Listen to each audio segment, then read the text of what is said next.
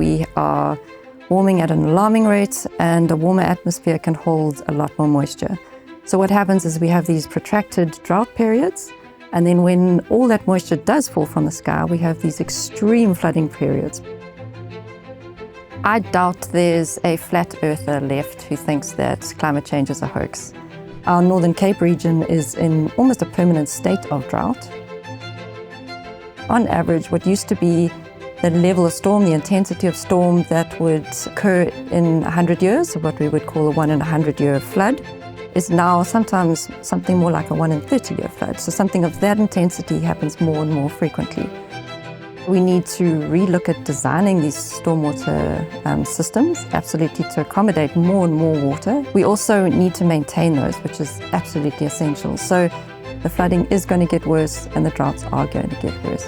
Where we can control exposure, we need to, and where we can deal with vulnerabilities, we need to.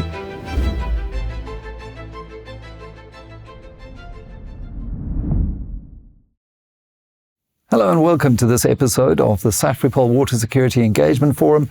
Climate change is certainly no longer just a distant concern. It's shaping our weather patterns, our cities and our water systems right now. Flooding, stormwater surges and coastal vulnerability are becoming part of our daily reality, and with them come very tough questions about resilience, about infrastructure, as well as innovation.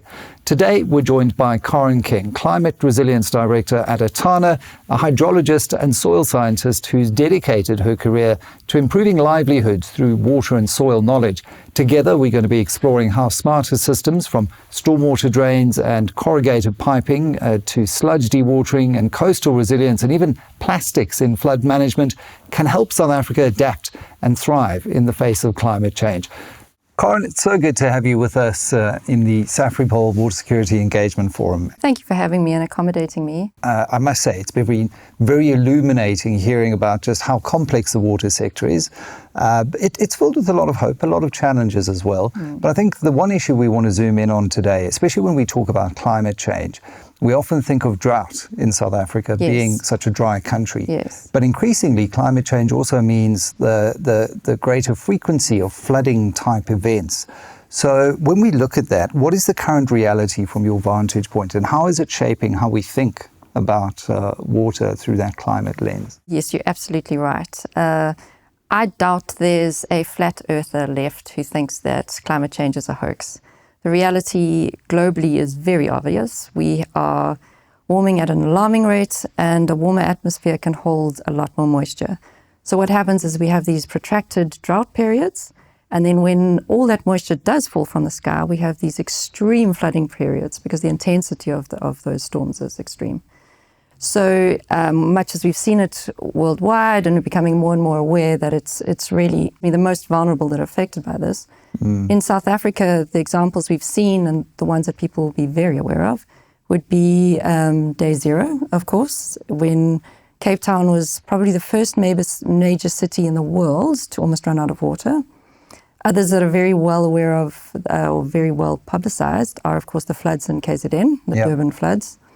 Our Northern Cape region is in almost a permanent state of drought. More recently, there's the Eastern Cape drought, flooding events, where certainly at Atana we've been there and we've been supporting the cities and the communities in the rural areas and seeing really how devastating it is. So it's a reality globally and very much here. And again, we're feeling it disproportionately, and again, it's always the most vulnerable who are affected. Yeah, sadly, that is the reality with climate change. We see it at all the various COPs when the Global South demands greater accountability from the Global North. When we look at our models and understanding then of how we deal with more intense flooding, more intense rainfall, is what we've done in the past fit for purpose when you're talking about a future that is changing so rapidly? So there's some old wisdom that makes a lot of sense, that really has made a lot of sense. But we need new tools, new systems, and new innovations all the time. And it's always lovely to be in South Africa, to be reminded that we have a very innovative group of people. So, I mean, it depends on in the sector you're in, but within the water sector, there are obviously a number of subsectors. One of them, for example, would be wastewater. And some of the innovations there include mechanical innovations ranging from different press systems to centrifugal forces, etc. With sludge dewatering, there's also ultrasound now, new thermal techniques. So that's been very impressive. If you look a bit further afield within hydroponics, there's smart hydroponics now, and there's been lots of innovations there. More in marine kind of area is what they're calling ocean fertilization, and that's necessary because there's a lot of species very close to extinction now because of the warming water. And of course, we'll know about the coral reefs and that decimation. Yeah. Certainly within my fields, within consulting engineering, more and more I'm seeing a better understanding and more use of nature-based solutions, which is very, very helpful. And often, when we think of this, it's a very complex area. But when it comes to the infrastructure components, a lot of the talk around climate is around mitigation. How do we mitigate, the rise in temperatures? How do we stop producing as much carbon dioxide as we're doing? Sadly, we're not doing very well on that front. No. So we have to start thinking about things like adaptation. How are we going to adapt to a world that is sustainably above 1.5 degrees Celsius? And that means rethinking our engineering. So maybe you can just take us through the kind of stormwater engineering picture, who the role players, and what does it currently look like in South Africa? Sure. So, you're absolutely right. There's not very much we can do about global politics at the moment. And the areas we look at, say, for disaster management, and that would include, certainly in South Africa, drought management and flooding management. We look at the risk as a combination of the hazard, so that would be the drought or the flood, exposure, so the exposure of various communities or ecosystems to that particular hazard. And then the third element we look at is vulnerability, and that really is where we need to focus. So as far as exposure goes, you can mitigate to a degree, to the extent that you could move people out of a floodplain area. But if you look at, for example, the communities that were downstream of the Vaal barrage, and when a lot of water was released from there, they were within the 100-meter floodline.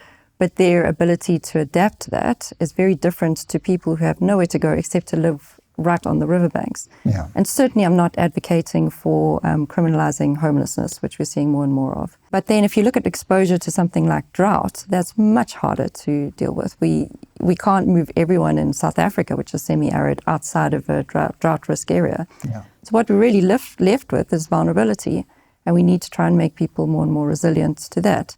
There's the obvious problem that everyone knows about of a lack of upgrades and maintenance of our stormwater systems, and that the amount of money that needs to be allocated there needs to be dramatically more than it is right now. In various areas in public sector, we've got in water engineering and in disaster management, the numbers of roles there are woefully too low. We might have, say, 15 open vacancies for every role that's filled, excuse me, which means the people that are filling this role are totally under-resourced, and sometimes in the first place, they're not even qualified to do the role. So under those circumstances, we're in quite a lot of trouble. So we need the right people in the right places with adequate resources to really look at this. Yeah, we were talking to Sean Phillips at the Department of Water Affairs, and they're acutely aware of the capacity and the skills challenge as well. How you solve for it, I guess, is a different story altogether. Maybe you can just talk through that municipal gap and what you see as the breakdown at local government level when it comes to both anticipating and managing floods. Because just driving here this morning, I must have passed, countless, I stopped counting at 10 stormwater drains that looked collapsed, that looked completely unfit to deal with any kind of storm burst, let alone an increased intensity storm burst. Yeah, and one of the things, the way in which we measure rainfall intensity is often with what we call return intervals. And so on average, it's a statistical assessment, but on average, what used to be the level of storm, the intensity of storm that would occur in 100 years, what we would call a 1 in 100-year flood, is now sometimes something more like a 1 in 30-year flood. So something of that intensity happens more and more frequently. And so we need to relook at designing these stormwater systems, absolutely, to accommodate more and more water and more excessive flooding. We also need to maintain those, which is absolutely essential. So that needs to be done at a physical level, so they actually need to be maintained. There needs to be a maintenance plan. But also on the design side, there's a lot of innovations on in respect of making stormwater systems easier to maintain, and that needs to be done as well. So again, more money. How we deal with the fact that we don't have the right people in the right places and we've got this brain drain, that's going to be interesting. I feel like that's way above my level, but it does need to be done, and we need the resources. I guess often it boils down to money, and that's going to be one of the things we need. Are you finding, it was interesting, I was reading an article by Gunther Tallinger, the CEO of Allianz. I mean, they a major global insurer, $1 trillion company, and he was saying that there are certain regions, certain areas that might even become uninsurable in the future due to this increased prevalence of climate risk and the inability actuarially to price that risk. And I mean, the economic ramifications are quite scary. I know you work with insurers in South Africa. How are they thinking about these risks? We do. So one of the big questions they ask themselves is whether to insure or whether to reinsure. So you've got Swiss Re and Munich Re and groups like that then reinsure local insurers. And they need the information to work out whether to do that, whether they have the capacity to insure. We do a lot of work for the Sanlums and Old Mutuals and those sort of groups who do need exactly that input. And that's on the flooding and on the drought side. So we would calculate flood lines and risks to the community, so that the companies can see whether it is worth their while actually to insure those. Again, it's disproportionate. People in wealthier areas are more likely to get the insurance. We have this apartheid legacy whereby low-cost housing is often put in areas, in really the worst areas, where there's continual flooding, where the soils are rubbish, where we are working more and more, but it makes it very, very hard to insure those properties. And if people don't have insured properties, there's this horrible cycle of poverty that goes on where they don't have an asset they can pass down to the next generation. So it's really quite a dire thing. Insurance is really important. And as you say, deeply interwoven into our past, into the awful legacy, spatial legacies of apartheid, and how do we re-engineer and reimagine our urban spaces to better accommodate a future that is also going to be lashed by increased intensity storms and that kind of thing. What are we seeing in the more peri-urban or rural areas? The rural areas often hit the hardest. It's often a situation, and of course there's a lot of urbanization, and we're getting these peri-urban slums. There are, I know I'm speaking a lot of doom and gloom, but there are some better examples. So if you drive along our freeways and you see the area where Alexandra's township is, you can see some of the original RDP houses there, and you can see they're not in the best area, and just the pure construction quality was very poor. Yeah. But then there are other areas. We've got a very nice program. It's a low-cost housing. We're calling it Resilient Cities program. It's in the Mossel Bay municipality. And it helped very much. Our client was Western Cape Government, and Mossel Bay was very involved. And it's really a flagship low-cost housing project. It's phenomenally done. There were a number of aspects that were brought in that weren't just engineering-oriented. Lots of water reuse done there. The nature-based solutions element was thought about very cleverly, and they've had a number of huge floods go through there, and it's been worked out very well. There's bioswales and that sort of thing that are working very well.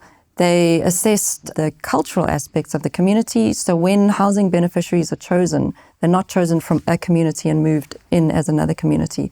There are a number of reasons why someone might become a beneficiary. Right. So it's really a community of strangers that you end up creating. And in this particular case, and really it is the best I've seen in the country, but they accounted for the cultural differences. They made a big, big effort in getting people together even before they all moved in. They got some of the cultural leaders from the area. They got art facilitators, and they had various workshops whereby they discussed what was important to the various people. And they facilitated mural painting with the groups there. They worked with children from 7 through to the elders in the new community at 80.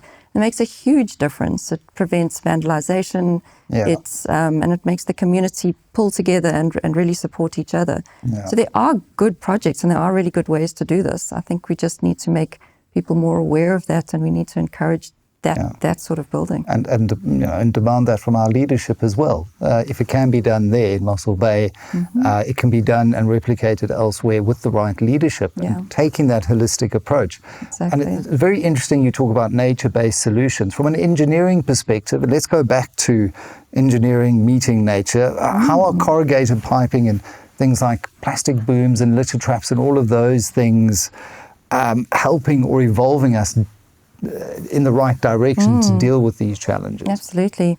So corrugated piping, for example, has been used very successfully for flood attenuation because it's flexible and it can be permeable.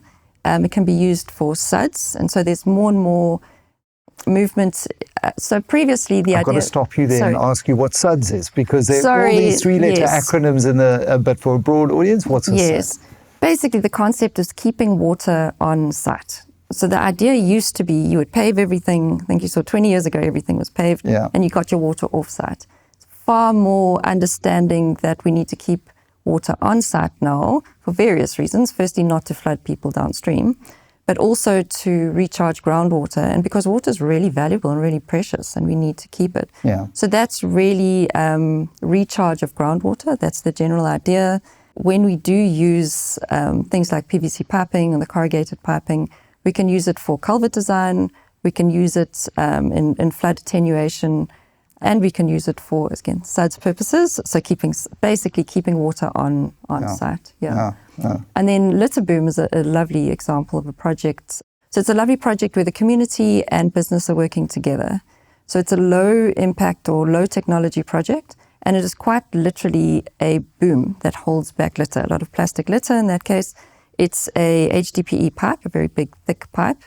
And we've got, I think it's 2 in the Western Cape and 8 in KwaZulu-Natal, and the rivers there that are doing a very good job of holding back many, many kilograms of plastic waste that they don't enter the sea. And it just floats on top of the river surface. It does. It floats, and you can anchor it to the sides of a river or even in dams.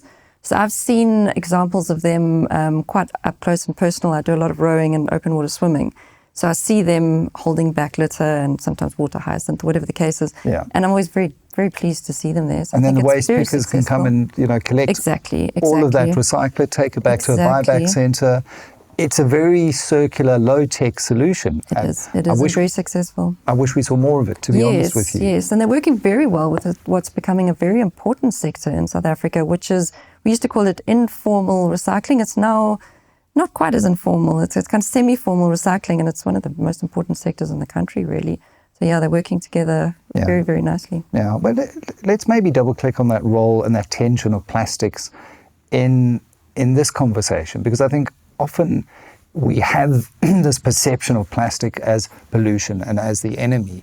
But you mentioned the corrugated pipe, the HDPE pipe that's a part of a litter boom. It can very much be part of the solution here. Absolutely. So how do you see that tension playing out? What's the right design philosophy to balance utility, circularity, and end-of-life planning when we're designing for these things?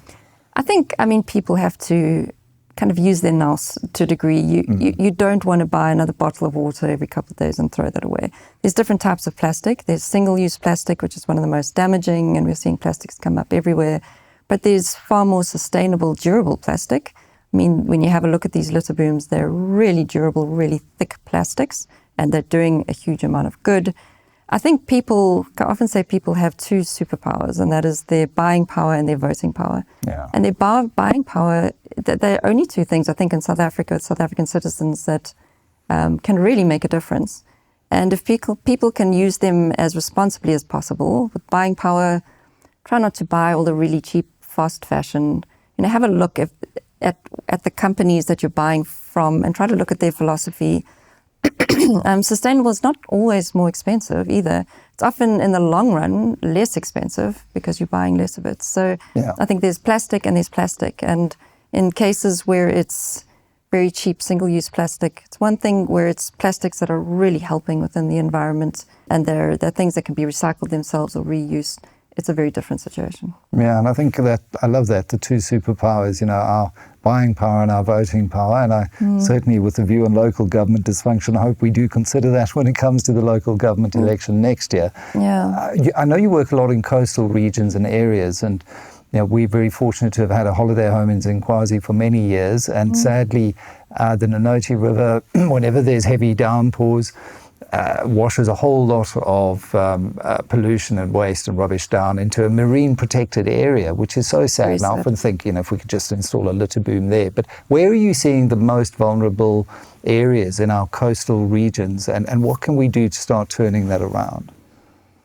Sure, it's a big question. I mean, I think KZN has had a lot of coverage recently, and I'm pleased to see there are litter booms, I think 8 in KZN, which is very, very good. From a climate change perspective, the coasts are what they call at almost their climax state. So some inland regions, when there's a little bit of heating, they're not quite at their threshold, whereas there are ecosystems that are absolutely right at their threshold. So there are things like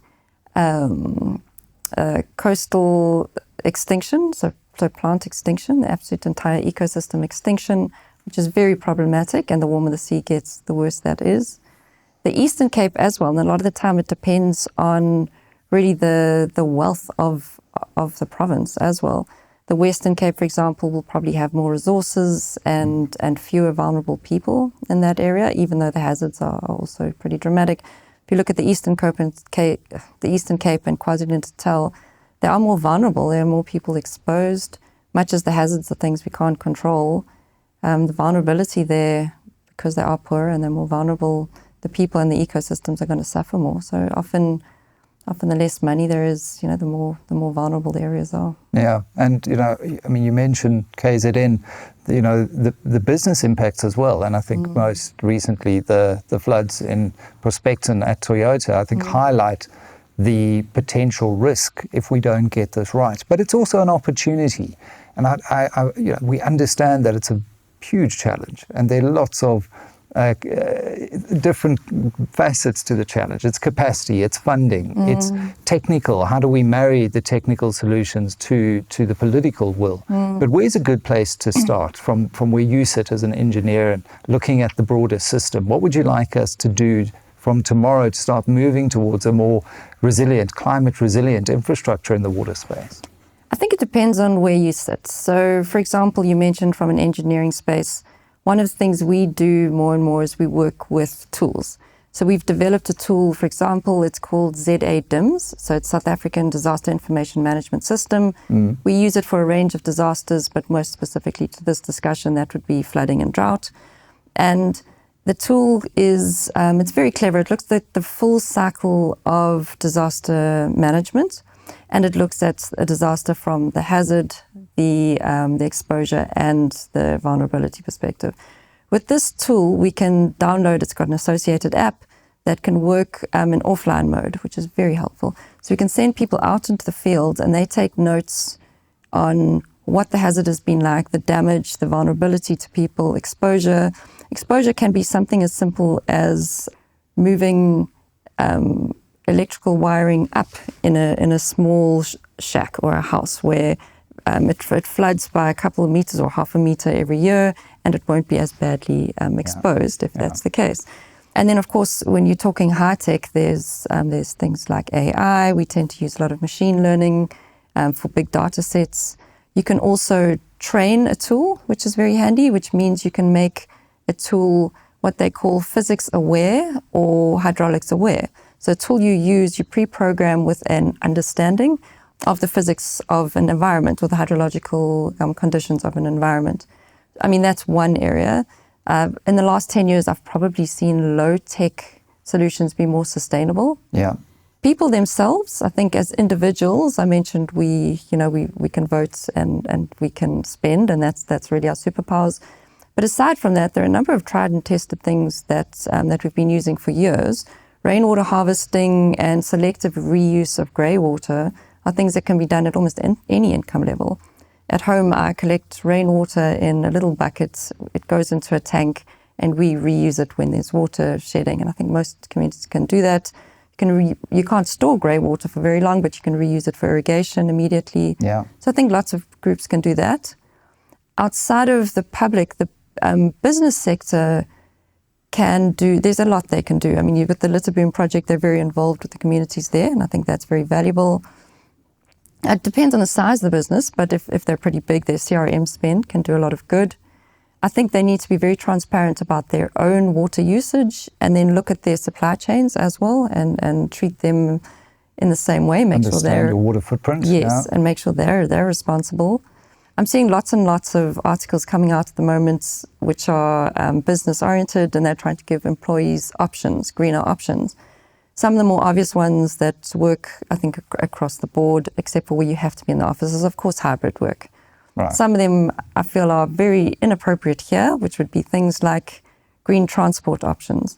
So, for example, if I worked in Germany and a company gave me a bike, highly subsidized bike, and I could pay it off over 2 years and drive to or cycle to work, I'd absolutely do it. I think if a tanner bought me the best bike in the world, there is zero chance I would cycle that to and from work in Joburg traffic. So again, a sort of a horses for courses. Again, I can't emphasize enough the appropriateness of a solution to the situation, the geographical situation and meteorological situation, but also socioeconomic and cultural situation. Mm-hmm. We often try to borrow solutions from, previously it's been Europe, now there's a focus on Africa, but Africa, not all American presidents know this, but is actually 54 different countries, and we're all quite specific and we're culturally specific. Yeah. Sometimes it's been quite successful. So in cases where we've learned from Namibia, we have this huge reliance on maize, and maize is not a very drought-tolerant crop at all. Yeah. So in recent times, Namibia and other Southern African countries are looking more at millet and barley and things like that, which are more pest-resistant, more drought-resistant, and actually offer a much better food value. Yeah. So there's certainly lessons we can learn. And far more indigenous, yes, those crops as well. Exactly. I think since the Carnegie Commission, we've been warned not to use maize as our major crop. I hope we learn that. Yeah, and there's there's virtual water and food waste, and how much water you're actually wasting when you're wasting food. We learned the other day on this program that there's 130 litres that it takes to put that cup of coffee on your table if you look at the entire life cycle and value chains.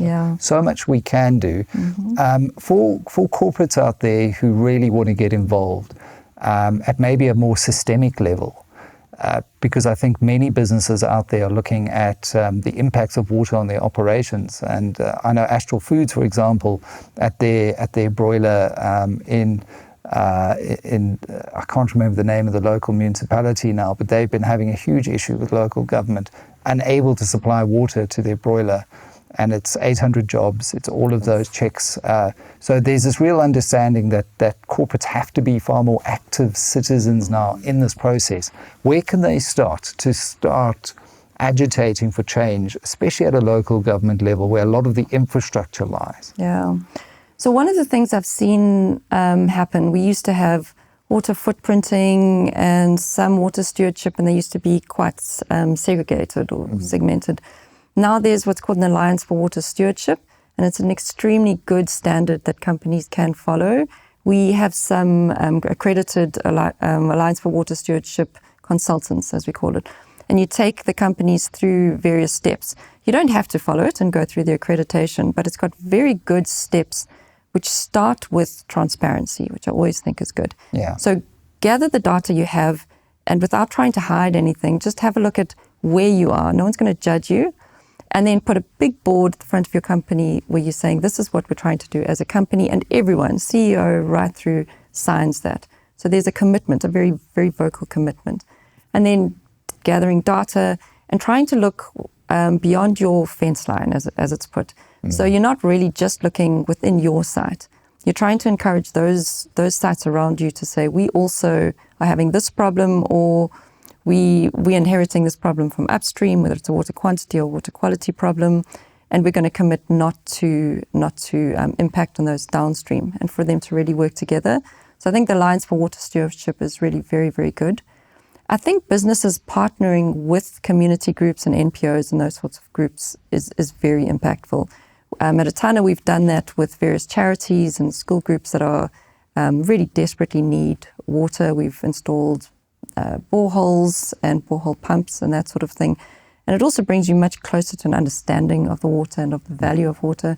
So there are things they can do. I think companies lining up with NPOs and other charity groups is very useful, because we may have the tools and the technology, but they have the actual know-how of the community. And it makes for a really good partnership. I think moving beyond the fence line, beyond the factory gate, so to speak, as an employer into your communities really helps you understand what your communities are going through, but vice versa, builds a sense of loyalty and increased productivity as well, just from a pure bottom line perspective. Absolutely. I think there's also this imperative to do the right thing, given the past that we're coming from in South Africa, and beyond just ticking a box on a generic code scorecard somewhere, to really take it seriously. I've got to ask you, looking at our tagline for the series, the future of water is, what does that mean to you when you think of the future of water? What is it?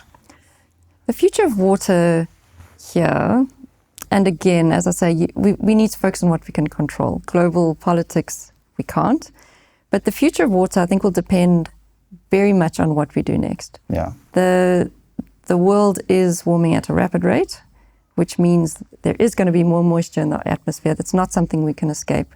The flooding is going to get worse, and the droughts are going to get worse. Where we can control exposure, we need to, and where we can deal with vulnerabilities, we need to. I think it's potentially quite dire. I think it's problematic. I certainly don't want to sugarcoat it. But I am seeing areas where things are working very, very well. Our in-house technology has made a huge difference. The litter boom project has made a big difference. And I think more and more groups are starting to take problems, I guess, or what I call challenges, but really they're problems, into their own hands and doing a lot. My own community group has done a huge amount. I live on a river, and they've cleaned it up very nicely.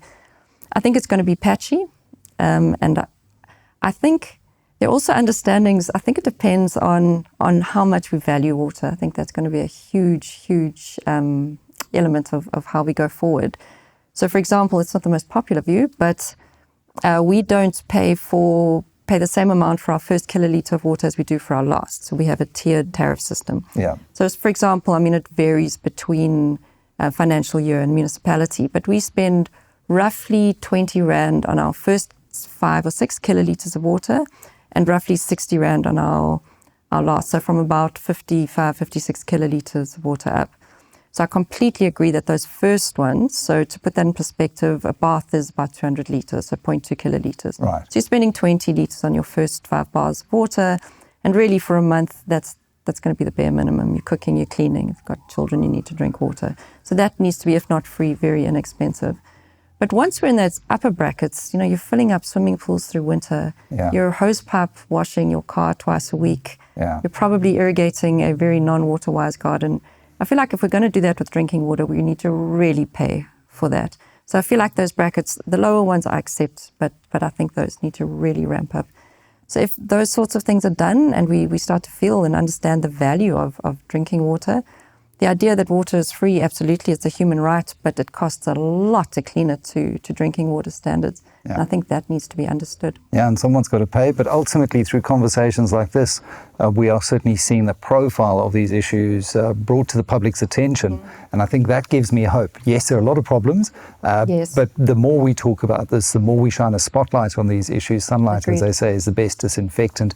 The more we can move towards finding solutions. Karen King, thank you very much for joining us. Thank you. Here. It's been an absolute pleasure. Thank you so much. Well, clearly, in a time where climate change is reshaping our cities and our coastlines and our daily lives, resilience is no longer optional. It's absolutely essential. As we've heard today, flood management isn't just about drains and pipes or booms, but it's about protecting people, and often the most vulnerable, and livelihoods, as well as the future of our communities. A sincere thanks to Karen King, Climate Resilience Director at Atana, for sharing her expertise and her vision. And to you, our viewers, whether you're an engineer, a policymaker, or simply a concerned citizen, remember, resilience is built system by system, action by action, until safety becomes second nature. This has been the Safripol Water Security Engagement Forum with me, Michael Avery.